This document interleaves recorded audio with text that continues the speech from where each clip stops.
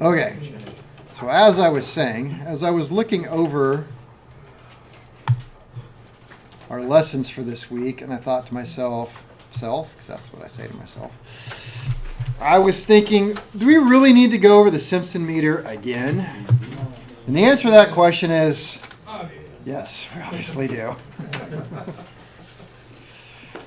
But probably not in the detail that I have in my lessons. So I'm going to hit some of the bigger issues here that we're messing up on. So first thing is, right up here, what is this shiny thing? It's a mirror. It is a mirror, and the mirror is Check ourselves out. to see how cool you look when you're reading a Simpson meter. To make sure that what? The line is exactly behind the mirror. The line is exactly behind the... Line in the mirror. Yeah, the line in the mirror is behind the actual needle, so that you don't get, and what's that word called? Parallax. So you don't have parallax. So when I'm checking you in class, and you've got the meter way off to your right, and you kind of look at it like this, and I'm actually standing in front of it, and you call out some number, do you think the number's going to be right? No. And the other thing that always cracks me up, I guess we'll get into, is the unnecessary accuracy. You know, like, well, that's like 1.637254, I think. No, you're not that good, all right? Prove it. Most of the time I can't because it's not even there. It's somewhere else. It's 1.683752. No, it's actually 12. But 0.1. So, yeah, I know. So, all right. So that's to prevent parallax. So make sure you're looking at it nicely. Hey, there's fuses in here, but I bet you know that better than I do. What? Yeah. And I let you, and that doesn't always please other people that I do that, but so all right, so We talking about coworkers? it's people. So did I let you do that? And even Tom occasionally jumps in like, Tom, let him blow it. Got to learn somehow. You should be glad I didn't let you teach you to drive. Let him run the red light. Why?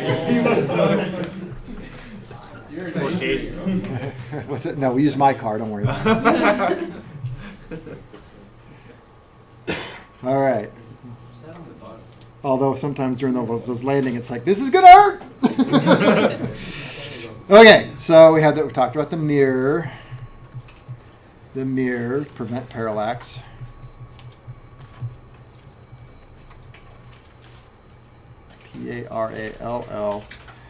Parallax, prevent parallax. It does have a fuse. If it stops working, you blew the fuse. According to my research, there's 1 amp quick blow and a 2 amp fuse in there. I don't know. All right, there are batteries inside. Batteries. What kind of batteries are in there? 1.5. Well, there's some D cell at 1.5 volts. And there's also a 9 volt. What are the batteries for? Resistance. So one setting you're going to use the 1.5 volts, and in another setting you're going to use the 9 volts. And that's why when you try and check diodes, you get different answers on resistance because you're throwing different voltage through, and that changes the diodes. You're not supposed to switch settings while measuring. So you do not switch settings while measuring.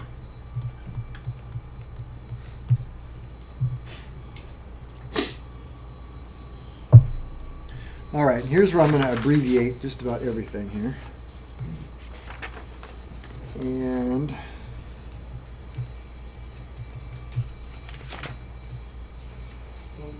Kevin, you're saying that if you're measuring and it's not the right setting, you take the leads off? you should. That's what the book says. That's what I'm going to say. That's what the book says. Who reads those things? Not you guys, I'll tell you that.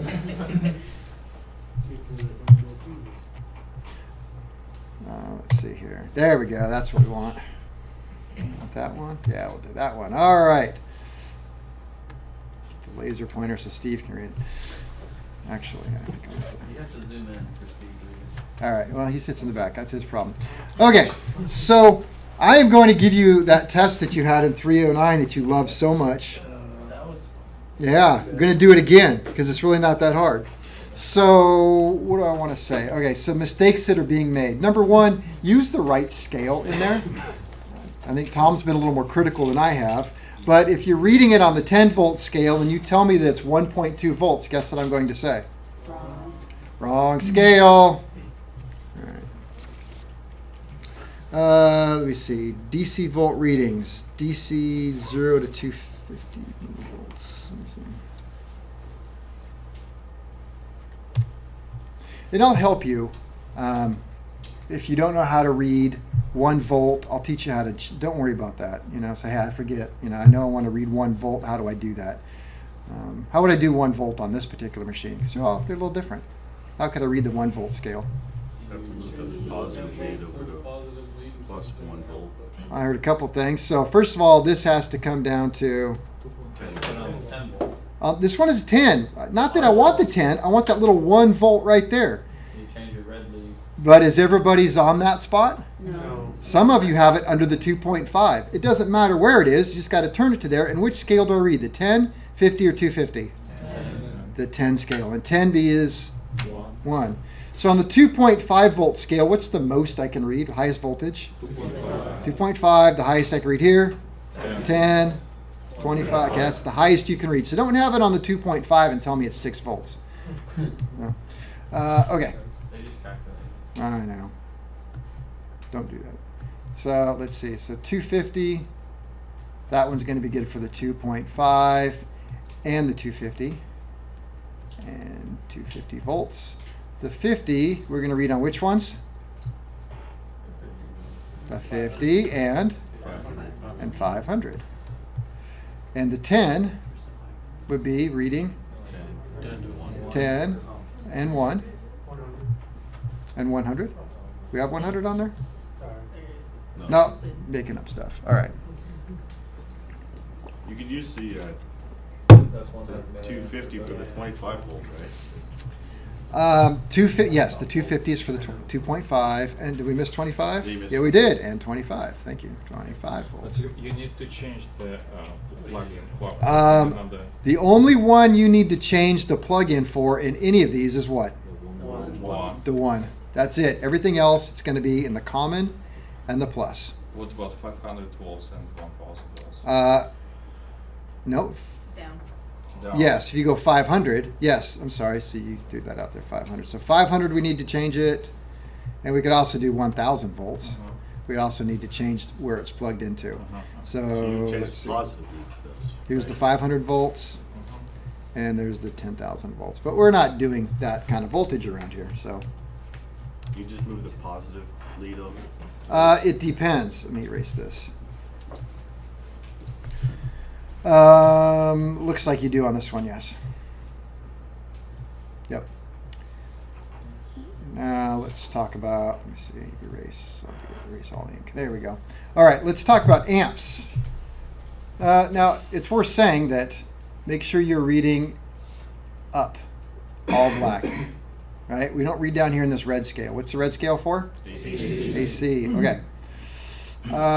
So let's talk about amps.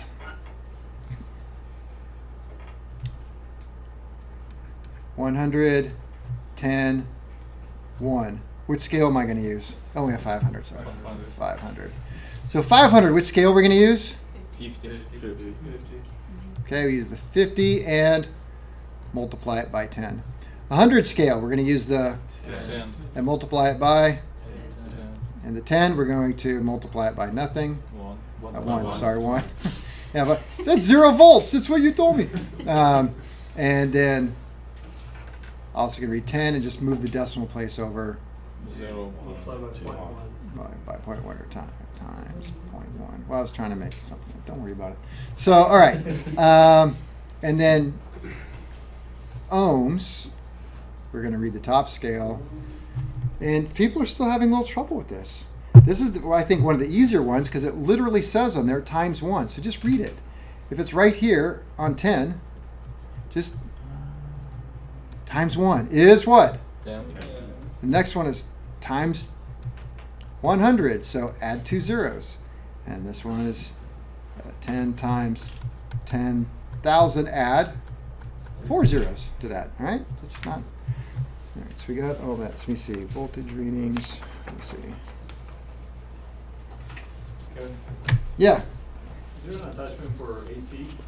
All right, so I was just going to get to that. So AC. We're going to be getting to a point where you're going to be reading AC stuff.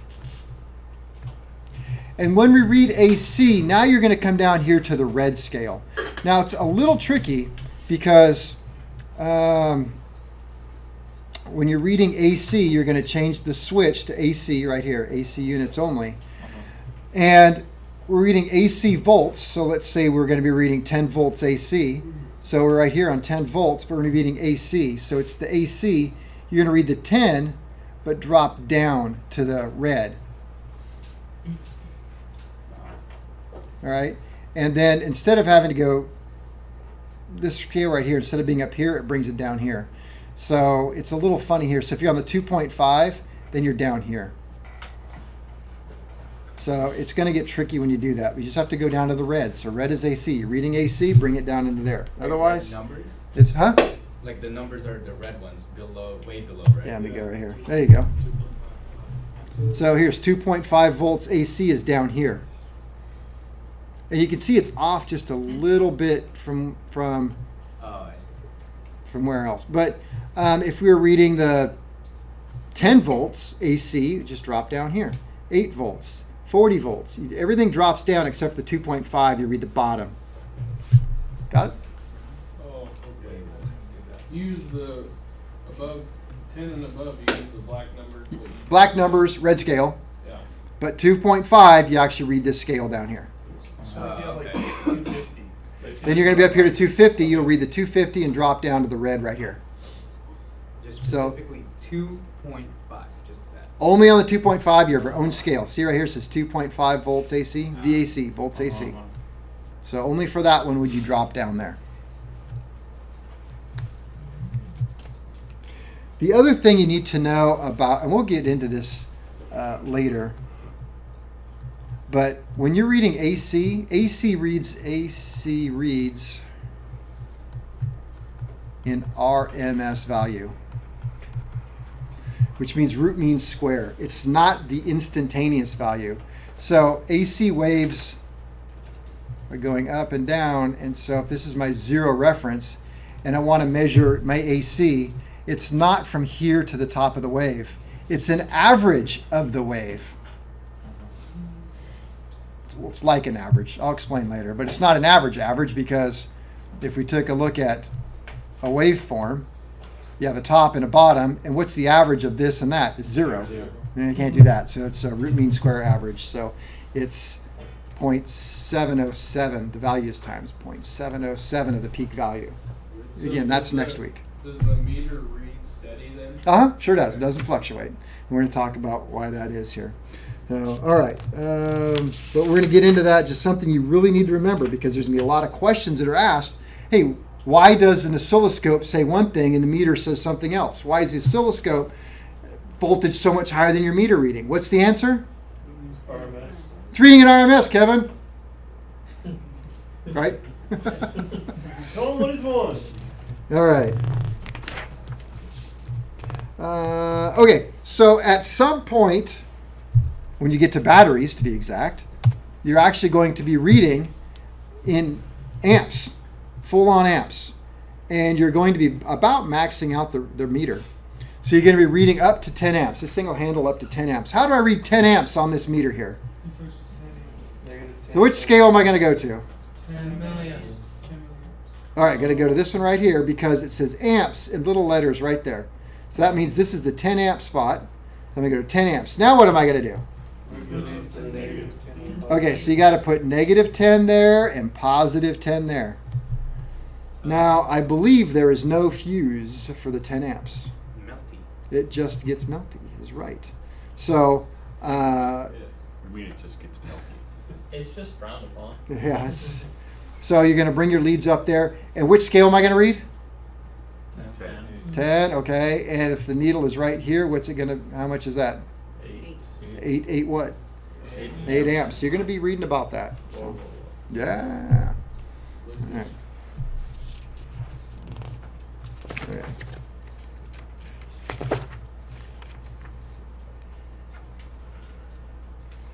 All right, that's all I think I'm going to say about meters, because I've got other stuff to do. Oh, except for this. What's that one for? That's music connection. Music, and what you do is you plug in your iPad to which one of these? It's on the back. Okay. Let's plug it in and listen to some music there. It reads your decibels. It's for decibels. Because you have good ear sub-tip. All right, so you can look forward to the quiz on that here in just a little bit. I'll hand it out to you. Just give it to us now. Why your heads together? All right. Why are you gonna do something tricky like that? Yeah. Okay. So this week we're going to talk, next 2 days or so, we're going to talk a lot about meters.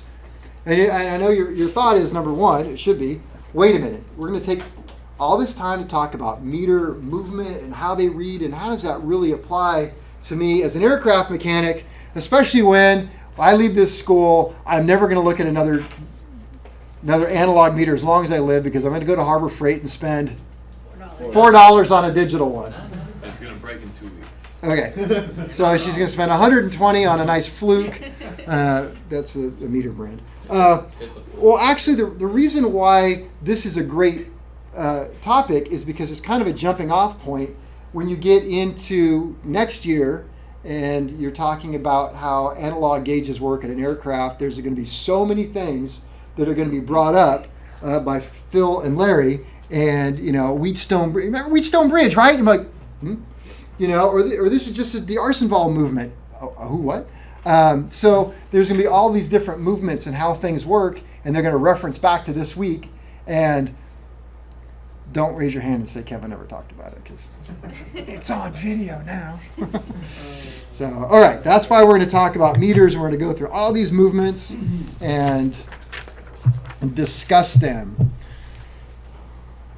All right, I even have that right here. Understanding how electric measuring instruments work will help you understand how aircraft instruments work. And that's really what we're after. So, all right. So and also there's going to be some real tricky stuff in here that is really just an exercise in Ohm's law, which is not tricky. If you understand Ohm's law, you're going to be able to follow me along and go, well, that's just Ohm's law, Kevin. You got to say that. I'm looking for you to say that. Huh? Kevin, it's just on the wall. There you go. And if you don't understand Ohm's law, Ask Kevin. right now is a good time to say, what the heck am I going to do about that? So, all right, voltmeters. Well, what the heck do voltmeters do? Measure potential difference. Oh, I like that. Measure the potential difference. What's an even easier way to say that? Measures EMF.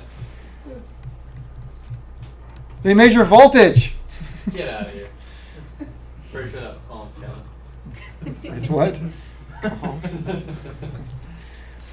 It's joules. Yeah. All right. All right. So sometimes my numbering here doesn't agree with what I want it to, but I have to stick with it. Otherwise, it's going to get way off. What is a movement? And I hope you don't say the wrong thing. A group of people organized. Okay, group of people organized is not a correct answer. Not as bad as what I was thinking. You're thinking about Huh? Thinking about what? What were you thinking? All right. So we have different type of movement. And movement is how the needle moves. It's what's making it go. Is non-technical. I mean, not be all technical or whatnot there on you, but it's how the needle moves. All right. So one of them is a GALVANO meter. Some of these are, movements, and some of them are items, but I'm talking about different movements. So what is a galvanometer? A device that reacts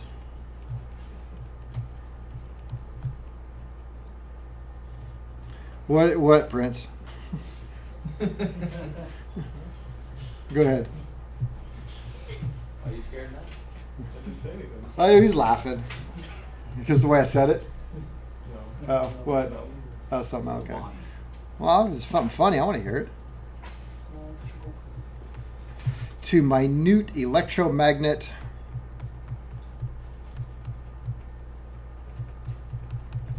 magnetic influences.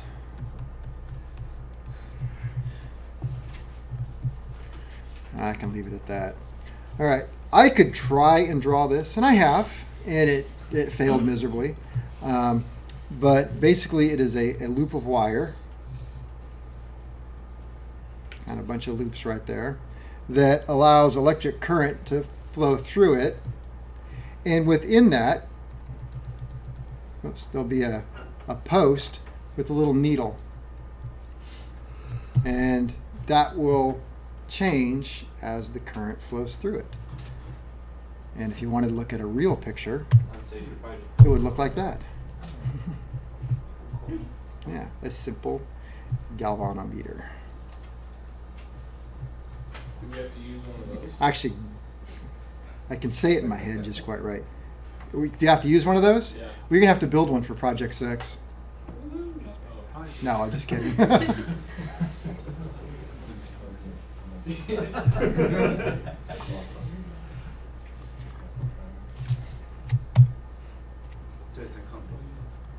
It's kind of like a compass. All right, what can we say about that? It is a very simple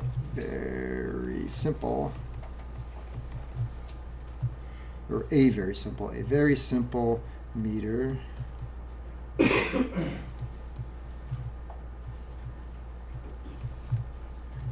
Meter is just a magnetized needle suspended in a coil of wire. Now, that's not to say that this device is that type of meter. It is just that's a very simple type. So when you see that type of meter, that is something that measures very, very small amounts of voltage. All right?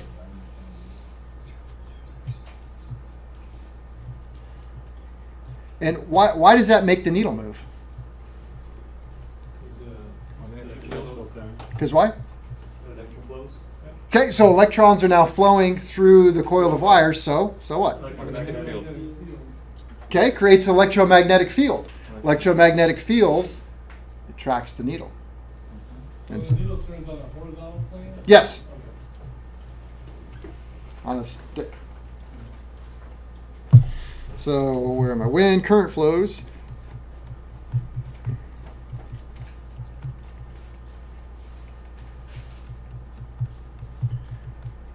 through the coil of wire,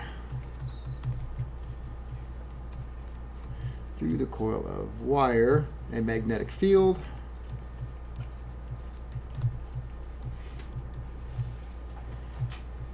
is produced, and the needle aligns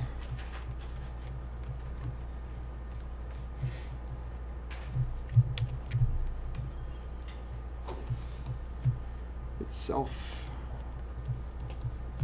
with the field.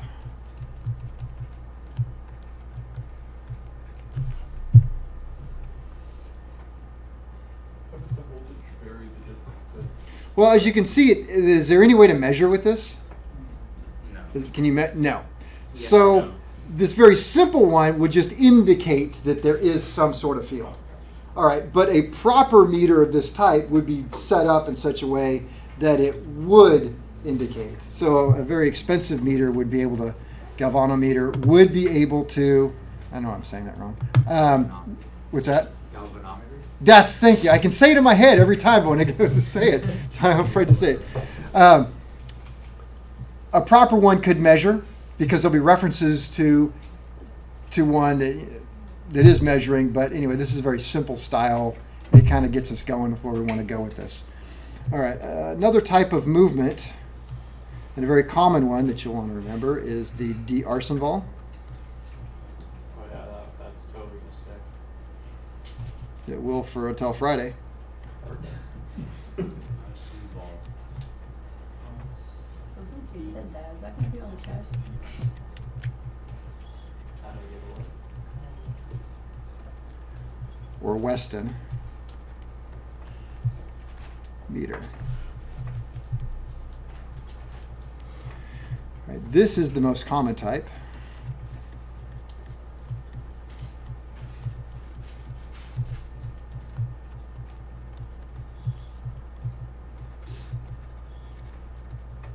Most common type.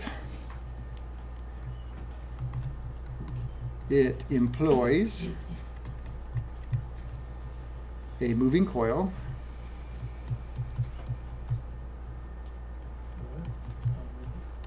and permanent magnet.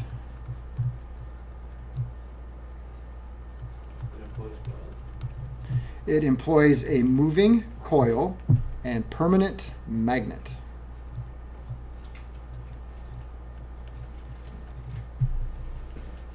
Want to see a picture? Yeah, sure. Roll that beautiful beam footage.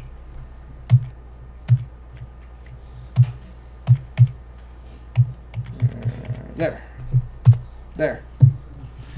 D'Arsonval or Weston meter movement. All right, let's talk about how it works then. There we go. So the needle is attached to what? I think we already wrote it down. Maybe not. All right, so it's attached to a movable coil. Can you see the movable coil of wire? Yes. All right, and right here we have like a spring. So we have a spring that's going to reset it back to 0 with a pointer. So we have a permanent magnet. So as current flows through the coil, what happens? Okay, it energizes it. If it's going the right way, what's going to happen is this creates a north pole up here, and there's a north pole here. Notice how it's already slanted offset. So the north and the north are going to do what? Repel. Repel, but there's a spring. So it measures it based upon spring pressure, and how much current goes through is how much this will move against the spring pressure. More current will create a greater deflection. So what happens if you run the current through it backwards? Let's go. Yeah, you're just guessing, right? Nobody's ever tried that, I'm sure. No. Just the whole meter again. It creates a south pole up here, and this is a north, and it does what? Attracts. So this needle goes over here somewhere. All right. You guys have been pretty good about that this year. All right, so that's so current flows through the coil. Whenever you have current flowing through a coil, it creates a magnetic field. Where else do we see coils of wire and magnetic fields?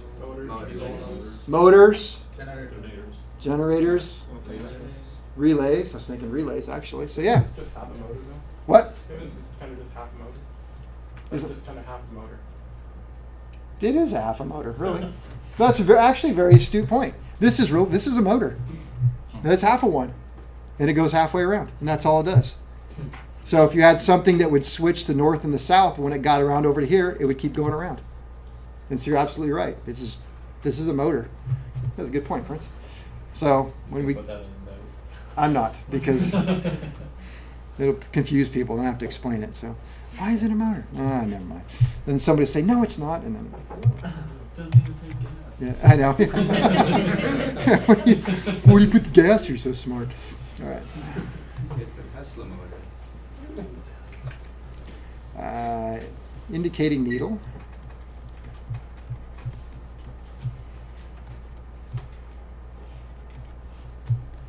Is attached to a movable coil.